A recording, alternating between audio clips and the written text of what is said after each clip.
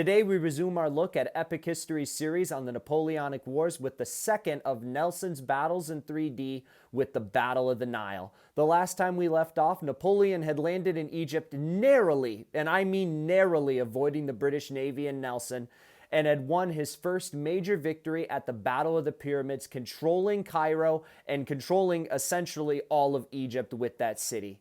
But just as it seemed that Napoleon's campaign was going to jump off and blossom into something amazing, Nelson met his fleet at the Battle of the Nile. And that's where we resume today. The Battle of Cape St. Vincent, the last Nelson's battle in 3D video we did, was phenomenal. I have no reason to believe that this one would be any different, so let's jump right into it.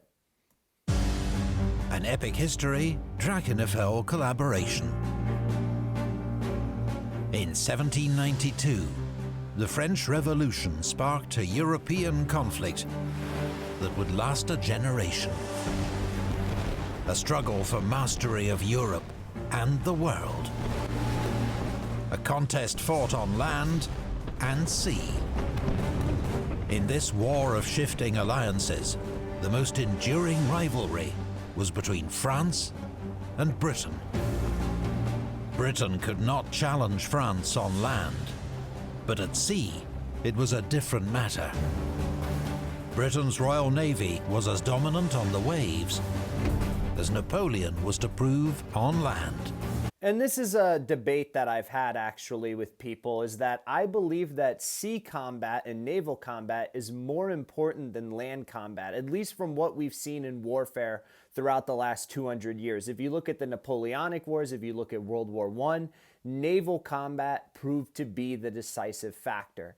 It forced Germany in World War I to resort to unrestricted submarine warfare, which eventually got America on the side of the Allies. And then you have the Napoleonic Wars, where no matter what Napoleon did on land, the British just kept picking and picking away, eventually leading Napoleon to make such bad decisions as the continental system, and then the invasions of Spain and Russia, because those countries wouldn't honor and adhere to the continental system. So you guys let me know what you think in the comments. Is land combat more important or naval combat more important in modern warfare history? And in an age when Britain had many skilled naval commanders, one stood out above the rest. Horatio Nelson. Bold, inspiring and brilliant.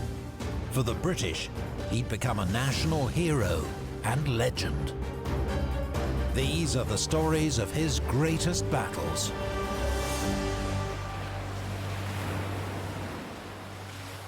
Well, I'm excited. This is going to be great, but I have to point out, we just did a video on Nelson by the channel Biographics, and it was a little documentary about his life because I wanted to know a little bit about the man.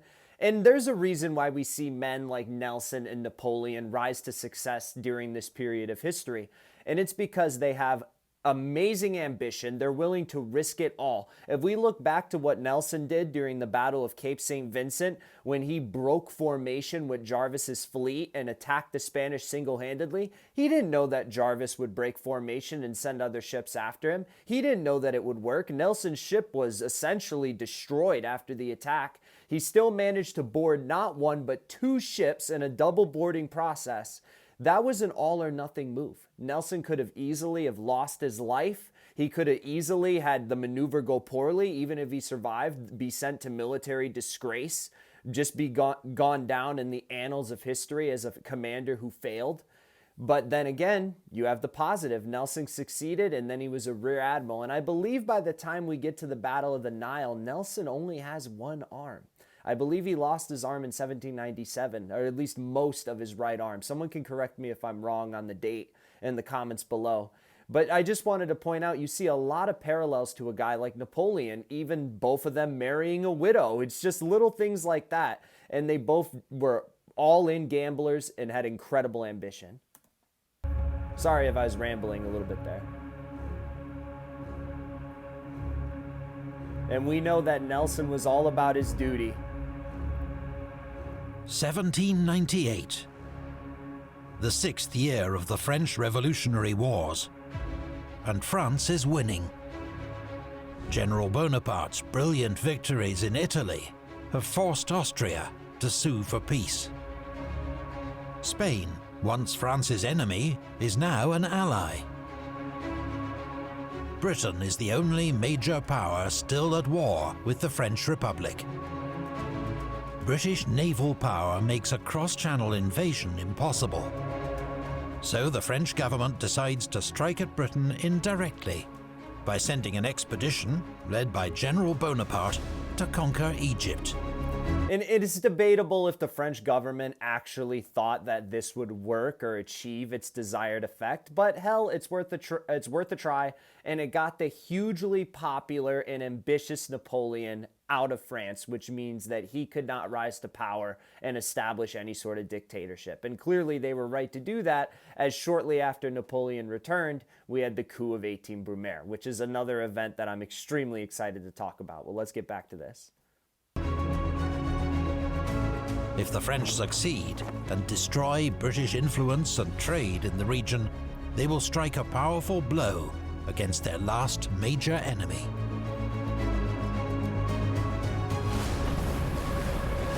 The previous year, the British defeated a Spanish fleet at the Battle of Cape St. Vincent. But the Royal Navy currently has no major forces in the Mediterranean. Therefore, the French believe they can sail to Egypt in relative safety. When the British learn that a large French fleet is assembling at Toulon, they send Rear Admiral Nelson with 3 ships of the line to investigate. But he is driven south by gales, just as the French, with 13 ships of the line, several frigates and hundreds of transports, set sail. Bonaparte has given the British the slip.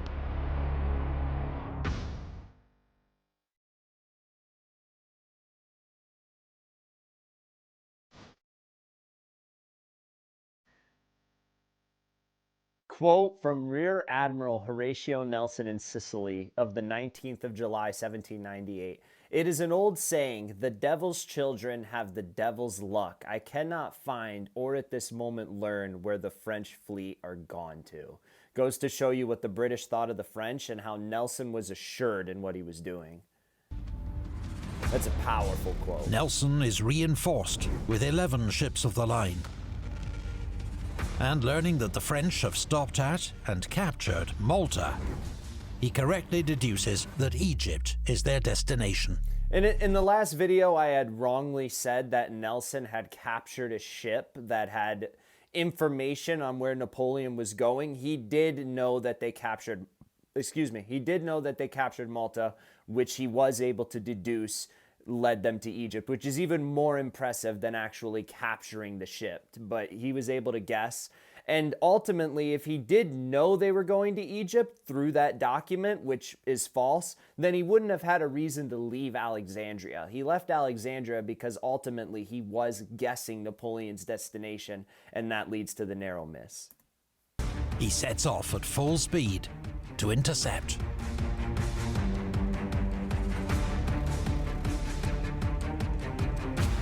The British warships are much faster than the French invasion force, but they overtake their quarry on a foggy night. And though the two fleets pass within a few miles of each other, neither side spots the other. So narrowly missed. Unaware of their near miss, the British race on to Egypt. Arriving at Alexandria, Nelson sees no sign of the French and heads north to continue the hunt. He misses Bonaparte's fleet by 24 hours. The French land safely in Egypt and march inland, en route to a famous victory at the Battle of the Pyramids. Just for a quick second, think about those close calls that the French had with the British. The fog, Nelson leaving 24 hours before Napoleon got there. If Nelson confronted the French fleet on either of those incidences, it would be very possible that Napoleon and the French fleet would have been sunk altogether, because the French flagship was destroyed in the Battle of the Nile, the L'Orient. So if you have Napoleon on that ship, which he was during the journey, and the attack happens, there's a real possibility that Napoleon loses his life at the battle. And it wouldn't necessarily be the Battle of the Nile, but the battle in general. And that obviously changes history in a monumental way. The French fleet remains at anchor in Abukir Bay. More than a month later, word finally reaches Nelson in Sicily that the French fleet is in Egypt. Racing back to Alexandria with his squadron, he arrives on the 1st of August. He quickly locates the French fleet and prepares to attack. The French fleet is commanded by Admiral François-Paul Bruez d'Aguillet. He is an experienced commander who saw action at the Battle of the Chesapeake during the American Revolution. He's now a rare thing in the Navy of the French Republic, a 45-year-old aristocrat who's neither fled abroad nor been guillotined. Recently promoted to Vice Admiral, he has a reputation for personal courage mixed with strategic caution. So in theory, he seems like a great commander. He has multiple years of experience dating all the way back to the American Revolutionary War, which is one of the reasons I got into this era of history, the Napoleonic Wars originally, because I was very interested in the American Revolutionary Wars as a kid. And that led me to this, knowing that it was very recent to it, or like very close in history to it, and also had some of the same faces in it. Most notably, I would say O'Hara, who surrendered to Washington and Napoleon at Toulon. So just some interesting facts there. But in theory, the French commander seems great. And I'm not going to try to pronounce his name. I apologize to all the French viewers out there. I know there are some of you. And I don't want to butcher the pronunciation. So if somebody could write it in the comments how I would say it, please, break it down in some syllables. But it seems like a great commander on paper. Experience, years of tenure, rising through the ranks, but their seamanship just wasn't on the level of the British. The British were experts at seamanship and naval combat, and that's because they had to be an island nation. Their entire empire depended on their navy and their trade, in a way that France and other European powers weren't fully able to focus on because they had to deal with each other on each other's doorsteps in land war. Admiral Bruez has one objective: to preserve his fleet. Bonaparte's army relies on his ships for communications and supplies from France. What's more, when Nelson arrives, almost a third of his crews are ashore, foraging for water and supplies. Admiral Bruez concludes he must fight a defensive battle. His fleet, 13 ships of the line and 4 frigates, will remain anchored in Abukir Bay, in line and just under a mile from shore. His own flagship, the first-rate 120-gun L'Orient, is in the center. And this position was thought to be impenetrable. It was thought to be a very, very competent defensive position. And shallow water protect their western flank, meaning the French, with their reduced crews, only have to man the guns on one side. Bruez issues orders for each French ship to secure itself to its neighbors, fore and aft, with heavy cables. The fleet is to form an unbreakable wall of ships, ready to resist any attack. Bruez well knows the reputation of his enemy, Rear Admiral Sir Horatio Nelson. The previous year, Nelson had been feted for his heroic role at the Battle of Cape St. Vincent, but 5 months later, he'd lost his right arm following a failed attack on the Spanish at Tenerife. He'd spent the rest of the year convalescing ashore, and therefore missed the British victory over the Dutch at Camperdown that October. Something he found so frustrating, he declared he'd happily have given his other arm for the chance to take part. What a man to say that. I would have given my other arm to take part and win glory for the British Empire. This is a man of his country. And Nelson, after he lost his arm, he was admittedly depressed. That's what we learned in the biographics documentary, is that he was depressed, but eventually they found a use for him. He thought that he was a useless, one-armed former admiral, but they ultimately had use for him, and he would become the most useful man in Britain. Having found the enemy fleet, Nelson is determined to engage and destroy it. And he has sound strategic reasons for a high-risk attack on the French. If Nelson can destroy their fleet, the French army in Egypt will be stranded, far from home, amid a hostile climate and population. It will mean the failure of Bonaparte's expedition, without a single redcoat stepping ashore. Nelson has 13 third-rate ships of the line, plus the 50-gun Leander, and a small sloop for running messages. Facing 13 French ships of the line and 4 frigates, the two forces are evenly matched, though the French flagship L'Orient, with 120 guns, is far and away the most powerful warship present. And we learned this in the Battle of Cape St. Vincent. The French are, I believe the Spanish had double the guns that the British had. But ultimately, the British were able to prevail due to their better experience, better seamanship, and better efficiency at firing those guns. So it's not the size of your arsenal of guns, but it's how you use them. Decides on a night attack that will exploit Bruez's caution. He will advance along the seaward side of the French line, and when his vanguard reaches the French flagship, L'Orient, his ships will drop anchor. His entire fleet will take on half the French fleet, with northerly winds preventing the remaining French ships from joining the battle. Nelson's plan is bold and simple, but it will not go as intended.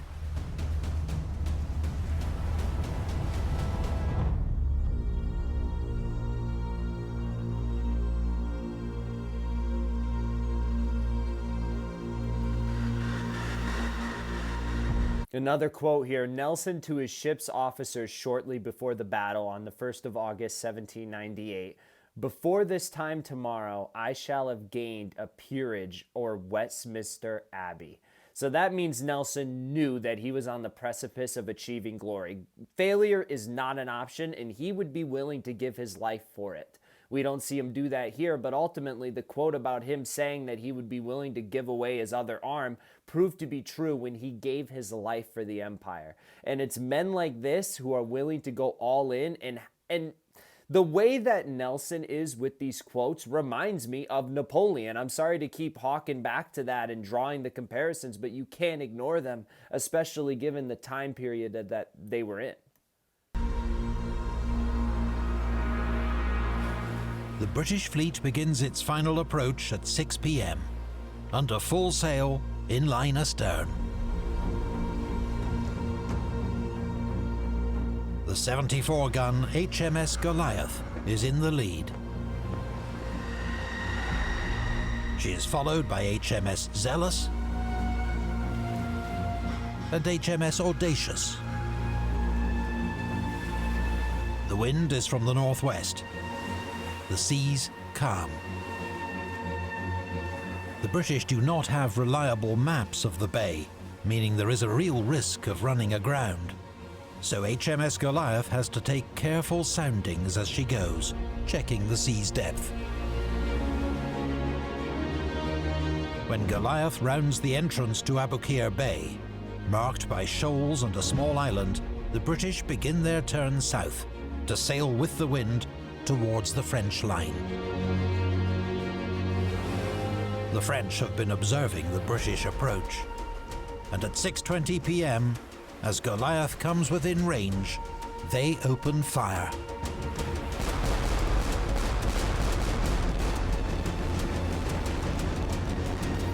Just really quick, have to compliment Epic History's visuals here, and all of their collaborators deserve all the credit in the world.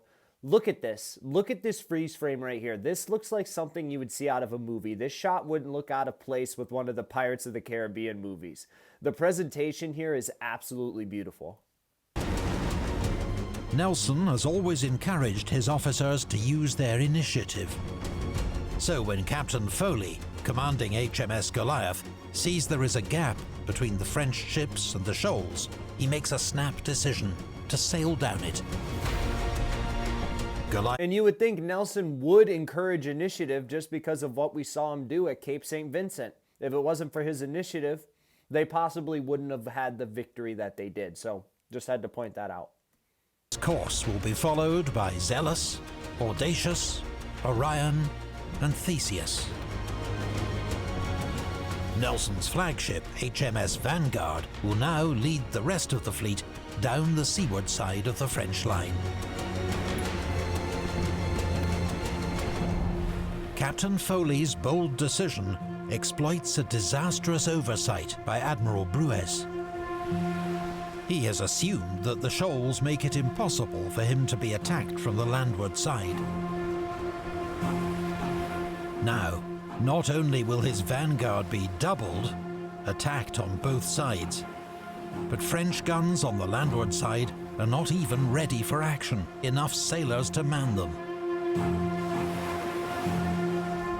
As Goliath passes across the bow of Guerrier, she fires a raking broadside into her, round shot smashing its way down the length of the ship. Each following British ship blasts Guerrier in the same merciless manner. Literally sitting ducks. The plan seemed good on the surface. Do tie the French ships to a cable, maintain a line, blast the British before they're ever able to get to you. But it's all based on one assumption, and if that assumption's wrong, everything goes wrong. And that's what we see happen here to the French.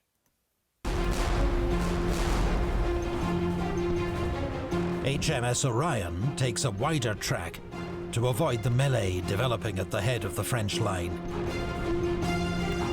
This will bring her past the French frigate Sérieuse in the shallows.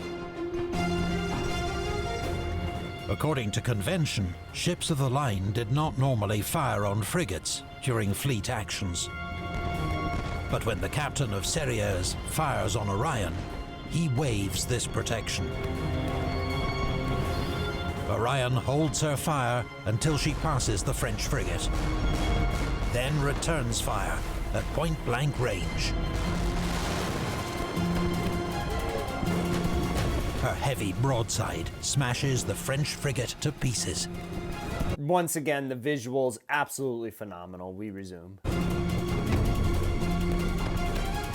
The British landward column now drops anchor to take on the French vanguard, while the seaward column, led by Nelson aboard HMS Vanguard, arrives to hit the French from the other side.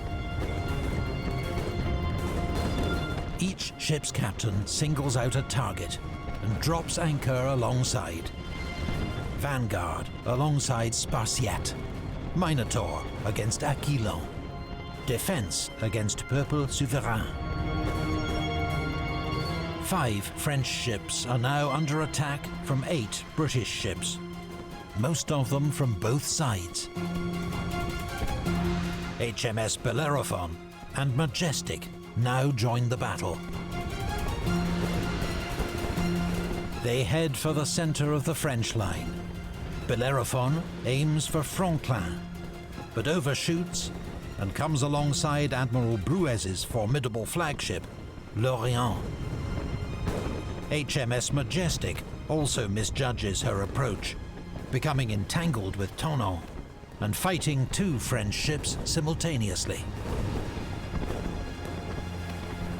By 7 p.m., the light is fading.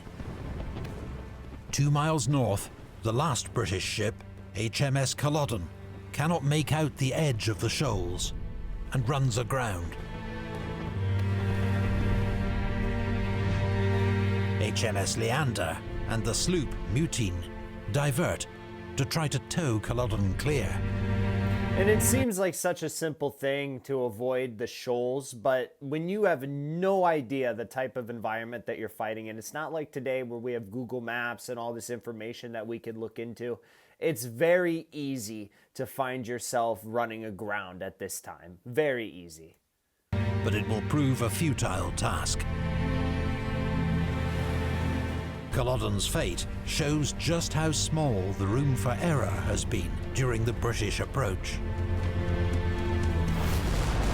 The French vanguard has now been under heavy attack for 30 minutes. Conquerant has been completely dismasted.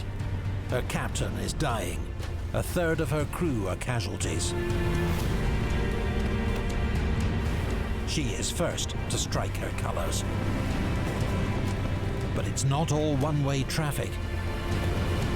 HMS Bellerophon is heavily outgunned in her contest with L'Orient.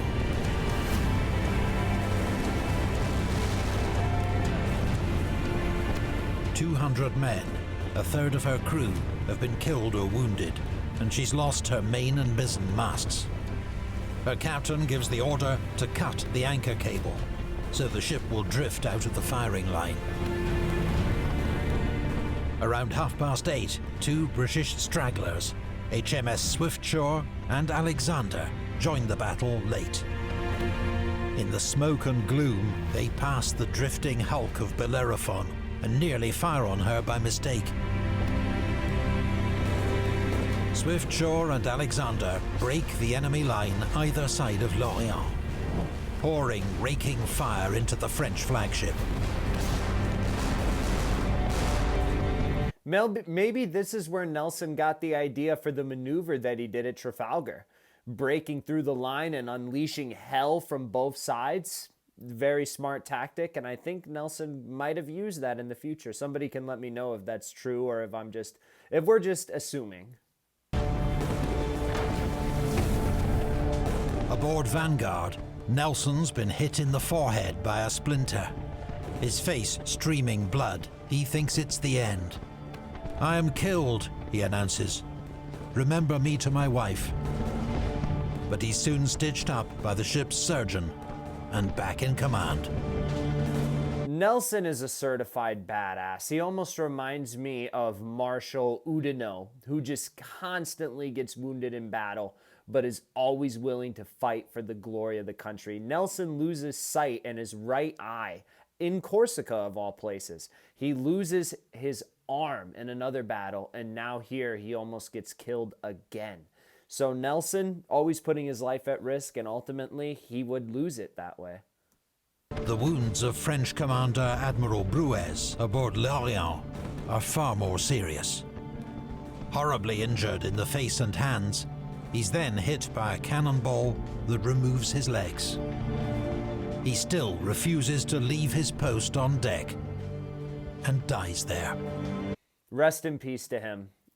He died in a captain's way. They always say you go down with the ship, so very commendable performance by the French, and he's a hell of an admiral. Once again, I don't want to disrespect him or the French people by mispronouncing his name, but somebody will let me know in the comments the proper way. That way I can use it in the future. As darkness falls, Guerrier and Spartiate, which have been under heavy fire for more than 2 hours, both strike their colours. Around the same time, HMS Leander breaks the French line between Peuple Souverain and Franklin, raking both.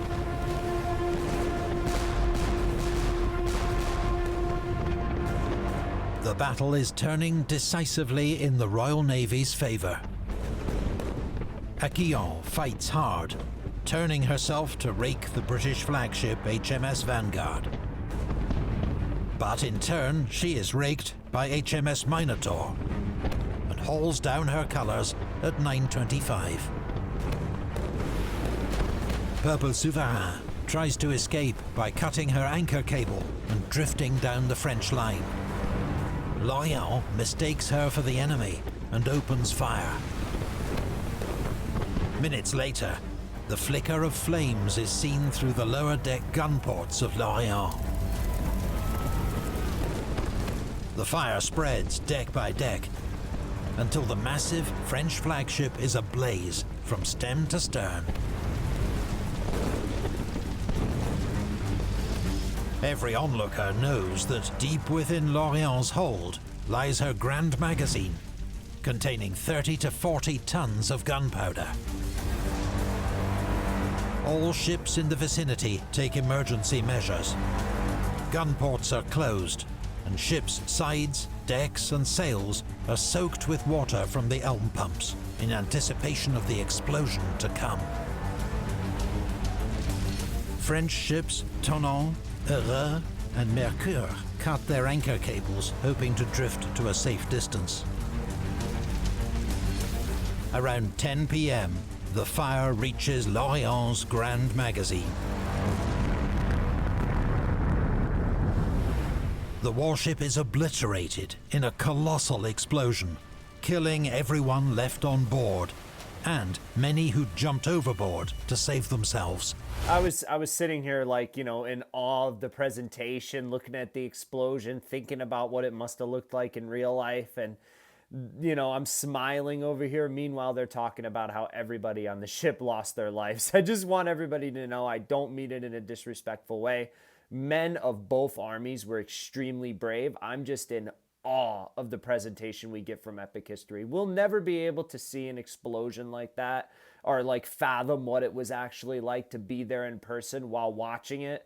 But Epic History does a damn good job of getting us close to being able to feel some of that intensity from that moment. Beautiful artwork. More than here 90% of the ship's crew are killed, around 1,000 men. The sheer force of the explosion spares nearby ships, as flaming wreckage is blasted up and over them. Stunned, both sides stop firing to gaze in horror at the spectacle. British ships lower boats to rescue the few survivors.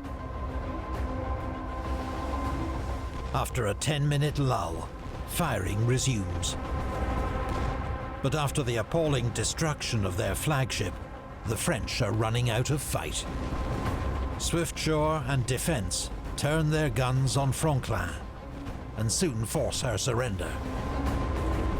That moment where the ship blows up and the firing stops is a moment straight out of a movie. These are some of the most, and yes, this is a pun, epic moments of history. They truly are. These are the type of things that history's bred on, and I've said it before, but I never watch TV the same again because all TV shows have plot holes, things that are unrealistic where you have to suspend your disbelief.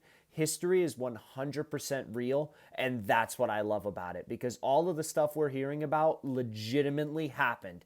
A 10-minute pause in the battle, that's how epic and dramatic that explosion was, and it really happened that way. Tonon, having cut her cables and unable to maneuver, drifts helplessly into the French rearguard. These three ships, unable to sail into the wind to join the action, have looked on impotently as the carnage unfolds. It's got to be pretty nerve-wracking.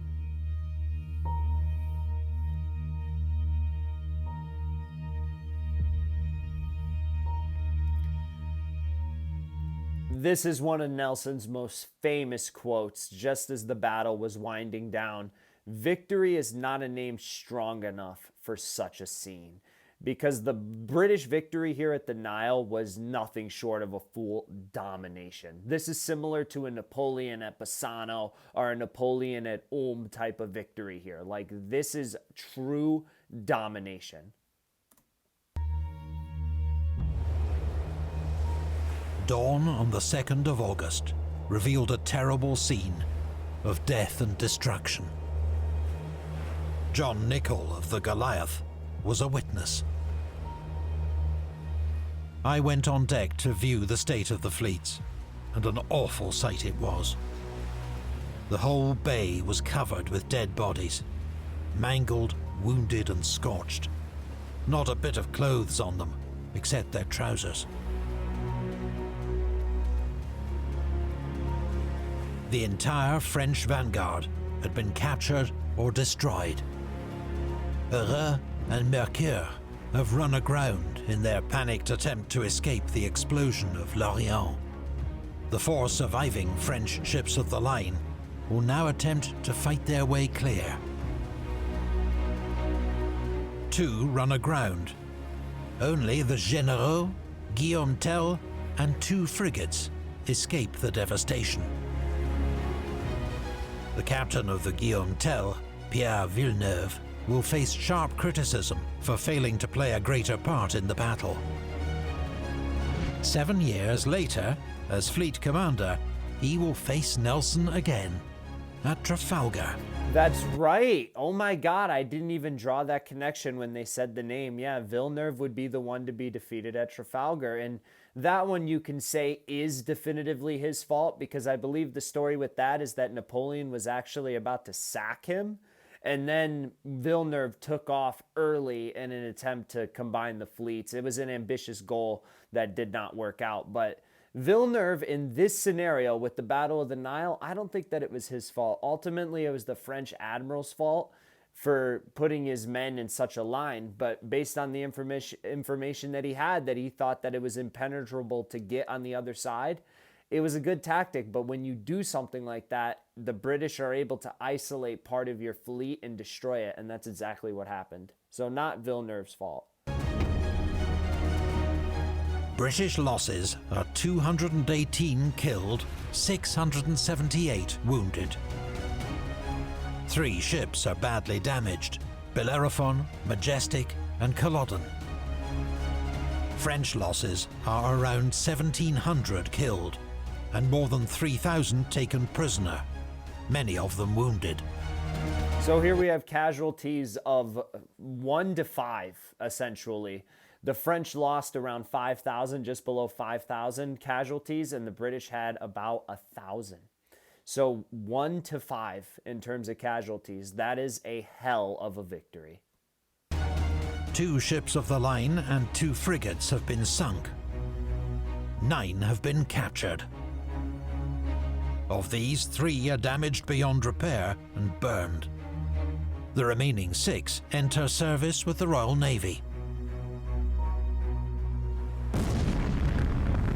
To cap it all, most of the French treasury that General Bonaparte was relying on to fund his Egyptian campaign had been lost with Lorient.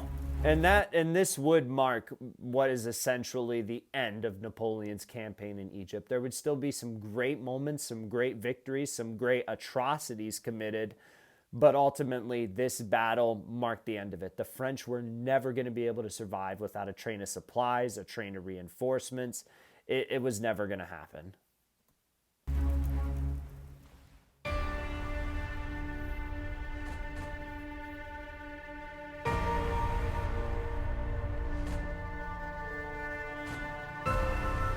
Nelson's brilliant victory at the Nile had major consequences. The balance of naval power in the Mediterranean shifted dramatically in Britain's favour. General Bonaparte's expeditionary force in Egypt was cut off, and though its commander slipped back to France the following year, his army was forced to surrender in 1801. And that army would eventually be sent back to France in the treaty that Britain and France signed in 1801 after the War of the Second Coalition. They would eventually return, but a lot of them did lose their lives, including Kleber, the person who was put in charge of the army, who was taken out by an like a Muslim radical the year prior. The French garrison of Malta also surrendered, the island becoming a British protectorate. French defeat encouraged her enemies to form a new second coalition and renew the war. Nelson was the hero of the hour, feted in royal courts from London to St. Petersburg and Constantinople. He received jewels, medals, ceremonial swords, and his long-coveted peerage, Baron Nelson of the Nile. The Nile was one of the most decisive and crushing naval battles in history. Some historians argue it was the most significant Nelson ever fought. And that's a reasonable debate, because when you think about it, Napoleon very well might have been successful in Egypt at least disrupting trade to a certain degree. And if the British never took out these ships here and actually repatriate some of them into their own fleet, I don't believe I used that word properly, but to actually turn some of those ships into ships of your own fleet, this allowed the British to maintain naval dominance. I'm not sure if it's more important than Trafalgar, but I would love to hear your guys' thoughts on that in the comments below. But the battle with which Nelson's name was to be forever linked would be fought 7 years later, off Cape Trafalgar. Have you ever wanted to hear? That was fantastic. Another brilliant video by Epic History. I love these Nelson's battles in 3D video. I'm excited for Trafalgar. I'm excited for Copenhagen. And I hope I'm not sure if there can be more. I'm not sure how many major battles Nelson had, but I would love to see more from them on that front. What did you guys think of the video? Let me know what you think in the comments below. I apologize for the cut in the video. My dogs were acting up, which is something I have to deal with as an owner of 2 dogs. So sometimes if you ever see a cut, usually it has something to do with that. And I also apologize if I seem a little bit off today. It's been a long work week already. And I will see you guys all in the next video. Hit like and subscribe if you enjoyed. Peace out.